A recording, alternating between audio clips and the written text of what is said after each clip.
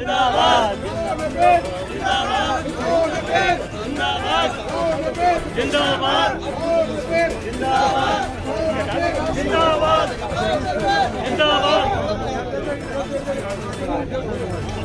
दरेश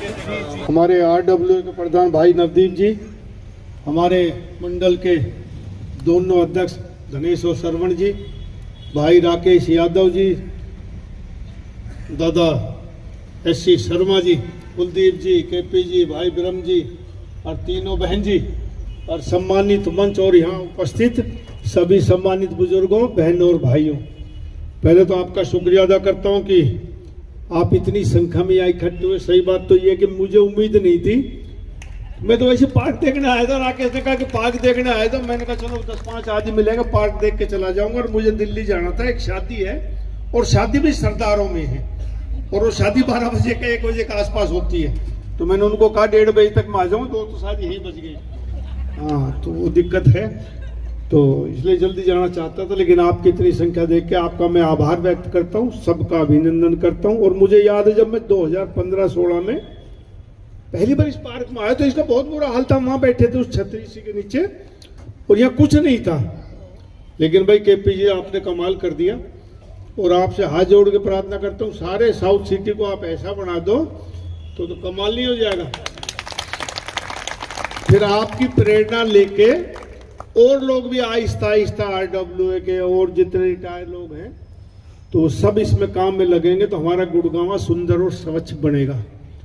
साथियों, सुंदर और स्वच्छ बनाने में अकेले सरकार की भूमिका नहीं होती, हम खूब कोशिश कर लें। मैं सरकार का नुमाइंदा हूं, लेकिन मैं यूं कहूं कि सरकार सब कुछ कर सकती है। अकेले सरकार जब तक जन भागीदारी नहीं होगी कोई भी काम नहीं हो सकता। मुझे याद है 1996 में मैं मिनिस्टर बना, सरकार बनी चौधरी बंसीलाल जी की, हमने पहली कलम से शराबबंदी लागू की। 1.5 साल के बाद कानून हमने बदलना पड़ा, शराबबंदी खोलनी पड़ी। इसलिए खोलनी पड़ी कि आम लोगों की भागीदारी उसमें नहीं मिली, होम डिलीवरी चालू हो गई और माफिया बन गए। सरकार का भी रेवेन्यू का नुकसान होने लगा। तो फिर सरकार ने बैठ के कैबिनेट ने फैसला किया कि भाई नहीं, शराबबंदी लागू नहीं होगी, शराबबंदी को हम खोल लेंगे। तो शराबबंदी खोलनी पड़ी। अब ये मेरा अपना आकलन है एज ए इन्वायरमेंट मिनिस्टर कि ये जो पोल्यूशन है गुड़गांव में, इसका 40% कारण ये पॉलीथीन है साहब। ये बहुत से एनालिसिस्ट साइंटिस्ट बड़ी बड़ी बात करते हैं कि भाई ये पर्यावरण जो है, बहुत लोग कहते हैं कि किसान पराली को जलाता है तब धुआं आता है। हमारे दिल्ली और गुड़गांव के आसपास तो धान होती ही नहीं। जहां धान होती है वहां पोल्यूशन इतना नहीं जितना AQI यहां है। और जब धान जल चुकी होती है, दूसरी बिजाई हो चुकी होती है, पर्यावरण उसके बाद भी 300-400 रहता है। तो फिर मैं कैसे मान लूं कि ये पोल्यूशन जो है वो पराली का है। मेरा अपना आकलन है कि पॉलीथीन का जो सिंगल यूज प्लास्टिक और पॉलीथीन है, इसका 40% अकेले इसका है। इसको यदि आप बंद कर देंगे, और सरकारी तौर पर ये बैन है, बनना भी हरियाणा में और बिकना भी 2013 से। लेकिन हर आदमी के हाथ में पॉलीथीन का बैग है। मॉल में चले जाओ, दुकान पे चले जाओ, रेहड़ी पे चले जाओ, सब्जी मंडी में चले जाओ, सब जगह हर आदमी पॉलीथीन का बैग लिए घूम रहा है। ये कहां जाता है पॉलीथीन का बैग? आखिर आप घर ले आए तो जाएगा कहां? ये कूड़े में जाएगा, बाहर जाएगा, एक कचरे के कोने में पड़ जाएगा। कोई न कोई सर्दियों के दिनों में गरीब आदमी जो मजदूर तबके को बेचारा आग लगा के उसको सेकेगा। तो कितना पोल्यूशन इस पॉलीथीन के बैग का होता है, धुआं। ये सबसे ज्यादा प्रदूषित ये पॉलीथीन का बैग करता है। और यदि ये धरती में दब भी जाएगा तो 450 साल लगते हैं गलने में। 450 साल का मतलब 18 जनरेशन बीत जाएंगी एक पतला सा पॉलीथीन बैग गड़ाने में। और तीसरा, कहीं भी नहीं जाएगा। इसमें हमारी माँ बहन बेटियां या जो संपन्न लोग हैं जिनके घर में मेड काम करती हैं, वो पॉलीथीन का बैग लेके जाओगे, पुरानी सब्जी कचरी काट कूट के उसमें गांठ मार के डाल देंगे।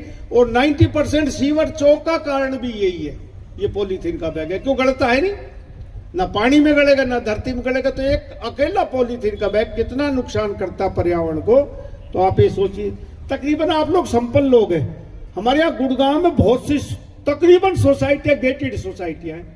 भैया आरडब्ल्यू वाले फैसला करो ना कि हमारे सोसाइटी में कोई भी आदमी बैग लेकर आएगा पॉलीथीन का, सिंगल यूज प्लास्टिक, उस पर हम बैन करेंगे, उस पर जुर्माना करेंगे। अरे आहिस्ता आहिस्ता आप शुरुआत करोगे, आपके देखा देखो और भी करने लग जाएंगे।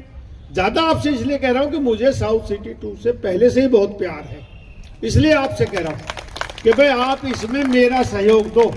मैं तो चुनाव के समय में भी आपके बीच में आया था और मैं कहता था कि 2-4 वोट कम दे देना, लेकिन एक समय ऐसा आएगा ना मैं वोट मांगने वाला रहूंगा ना आप देने वाले रहोगे। मोदी जी ने नारा दिया कि 2047 में भारत विकसित राष्ट्र बने। विकसित राष्ट्र का सपना सिर्फ इकोनॉमी, इतनी ट्रिलियन की इकोनॉमी हो जाए, यही नहीं है। हमें अपनी सभ्यता, अपनी संस्कृति, अपना स्वास्थ्य का भी ध्यान रखना, पर्यावरण का भी ध्यान रखना, वो विकसित राष्ट्र। छोटे छोटे राष्ट्र हमसे ज्यादा विकसित हो चुके, उनकी समझदारी वहां, ये नहीं कि सरकारी काम करती है, लोगों की सोच है। तो हम जब अपनी सोच बदलेंगे तब हमारा गुड़गांव सुंदर स्वच्छ हो जाएगा। साथियों 10-11 साल से मैं देखता आ रहा हूं, सुनता आ रहा, आप भी पढ़ते लिखते हो, देखते हो कि हिंदुस्तान में सबसे स्वच्छ शहर इंदौर है। पढ़ते होगा आप, टीवी में देखते होगे। 10-11 साल हो गए। आखिर में वो कोई भगवान थोड़ा ना रहते हैं वहां, हम जैसे लोग तो रहते हैं। हमारा गुड़गांव 100 नंबर पे भी नहीं आता। क्यों नहीं आता? आप लोग कोशिश करोगे तो मेरी ये उम्मीद है कि हम कम से कम टॉप 10 में तो आ जाएंगे।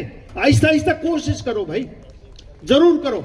सरकार की तरफ से वो चीज आपको मुहैया कराई जाएगी जो आप लोग चाहते हैं, लेकिन जब तक आप लोगों का समर्थन नहीं मिलेगा ना, तो हमारा गुड़गांव स्वच्छ सुंदर नहीं रह सकता।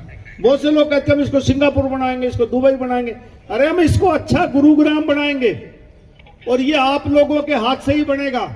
आज नहीं तो कल बनेगा। कोशिश करो, बनेगा जरूर। लेकिन जब तक आप नहीं कोशिश करोगे ना, तो ये गुड़गांव वही छावनी बन जाएगा जो पुराने जमाने में था। AQI 500 का 600 हो जाएगा, बढ़ता जाएगा, आप लोग छोड़ जाओगे। जब सांस ही नहीं लेने की जगह रहेगी तो आप कहाँ रुकोगे? मैं छोटा था जब 30,000 की आबादी थी गुड़गांव की। आज मेरे ख्याल से गुड़गांव में तकरीबन 1 करोड़ लोग रहते हैं। कागजों में कितने, लेकिन 1 करोड़ लोग रहते हैं। मेरे एक एक गांव में जहां IMT है, जहां इंडस्ट्रियल टाउनशिप है, एक एक गांव में 2-2, 2.5 लाख रह रहे हैं। ऐसे 50 गांव के नाम गिना सकता हूं मैं जहां 1 लाख से ऊपर आदमी है। तो गुड़गांव का आकलन करूं पॉपुलेशन का तो 1 करोड़ से ज्यादा रह रहे हैं। यदि AQI 500 है साल भर या 4-5 महीने साल में, तो कहाँ रहोगे आप लोग? वही छावनी बन जाएगा, वही 30,000 आदमी रह जाएंगे आप। और आगे बहुत से लोग तो बाहर से आए हुए हैं, और आगे निकल जाओगे। तो इसलिए हमें अच्छा गुड़गांव बनाना, एक सुंदर स्वच्छ गुड़गांव बनाना। इसलिए मेरी हाथ जोड़ के प्रार्थना, आज से ही जागो। जब जागो तभी सवेरा कहते हैं। तो आने वाली नस्लों को एक अच्छी आबो हवा में सांस ले सके, ये जरूरी है। पैसा तो हम फिर कमाते रहेंगे, लेकिन ये सांस नहीं आएगा जो खराब हो जाएगा वातावरण। इसलिए अपना स्वास्थ्य, आज गुड़गांव मेडिकल का हब बढ़ गया। अरे पहले लोग ही बीमार नहीं होते तो मेडिकल के हब की जरूरत क्या थी? मल्टी स्टोरी बिल्डिंगें बन गई, 15-15 लाख रुपए में बुखार उतारते आपका ये हॉस्पिटल। आखिर लोग इतना बीमार होने क्यों लगे? मैं मिनिस्टर हूं, मेरे पास सिफारिश आती है कि साहब बेड दुआ दो इन बड़े हॉस्पिटलों में जो 15 लाख में बुखार उतारते हैं। लोग संपन्न हो गए लेकिन बीमार भी होने लग गए, और बीमारी की वजह 90% ये पोल्यूशन ही है। सब चीजों में पेस्टिसाइड खा रहे हैं हम। ब्लड प्रेशर हमारे हो गया, डायबिटिक हमारे हो गई, हार्ट पेशेंट हम हो गए। क्यों हुए हम? सिर्फ इसलिए कि हम ज्यादा पोल्यूटेड इलाके में रहते हैं और पेस्टिसाइड खाते हैं। तो इसलिए इसका बचाव आप लोग ही कर पाएंगे। सरकार बहुत सा प्रोत्साहन देती है, सरकार साफ सफाई रखेगी और काम करेगी, आप जो कहोगे वो कर देगी। लेकिन जब तक हर आदमी, अरे 144 करोड़ जनसंख्या के लोग, और हम तो यहाँ 1 करोड़ आदमी रहते, कम से कम गुड़गांव में 10 लाख आदमी तो ऐसे होंगे जो समझदार होंगे। तो आप लोग इस गुड़गांव को सुंदर बनाना चाहो तो गुड़गांव सुंदर स्वच्छ बन सकता है। तो आप अपने साउथ सिटी 2 से ही कोशिश करो।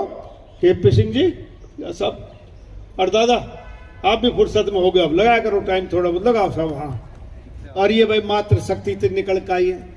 आप ही घर में पॉलीथीन नहीं लाने दोगी तो कैसे लेकर आएंगे आप बताओ। तो मेरी हाथ जोड़ के प्रार्थना है कि आप ये फैसला करो कि मैं अपने घर में आज से पॉलीथीन सिंगल यूज प्लास्टिक नहीं लाऊंगी, तो आहिस्ता आहिस्ता सब चलन हो जाएगा। और हमारा गुड़गांव आने वाले 5 सालों में टॉप 10 में हरियाणा में जरूर आएगा। सरकार पूरी व्यवस्था कर रही है, साफ सफाई की कर रही है, टेंडर हो रहे हैं, सीवर साफ हो रहे हैं, प्रदूषण मुक्त गुड़गांव को करने की कोशिश कर रहे हैं, पेड़ बहुत लगा रहे हैं। पहले हम पेड़ लगाया करते, हमारा डिपार्टमेंट फॉरेस्ट डिपार्टमेंट मेरे पास है, तो लगाते थे हम और भूल जाते थे वो उतना ही। मैं यदि हरियाणा का रिकॉर्ड देखूं तो उतने पेड़ लगे होंगे, हरियाणा में 1 फुट जगह बचती ही नहीं। यदि पेड़ आज 1 नंबर 1966 से हरियाणा बना, और यदि आज तक का रिकॉर्ड खंगालूं तो हरियाणा में जगह ही नहीं पेड़ लगाने की। अब मैंने कहा डिपार्टमेंट में कि 3 साल तक पेड़ की बच्चों की तरह पालना करना, उसका खर्चा भी इसमें डाल के तब पेड़ लगाओ, ताकि वो पेड़ एक बच्चे की तरह बड़ा हो सके। आहिस्ता आहिस्ता बदलाव कर रही है सरकार, लेकिन जब तक आपका सहयोग नहीं मिलेगा कोई कानून लागू नहीं हो सकता। इसलिए आपसे निवेदन है कि भाई ये एक बात आज मान लेना कि घर में मेरी बहनें बैठी हैं, सिंगल यूज प्लास्टिक बंद। जय हिंद, राम राम। फिर मिलूंगा जल्दी, आज जल्दी है, फिर करेंगे बात। राम राम।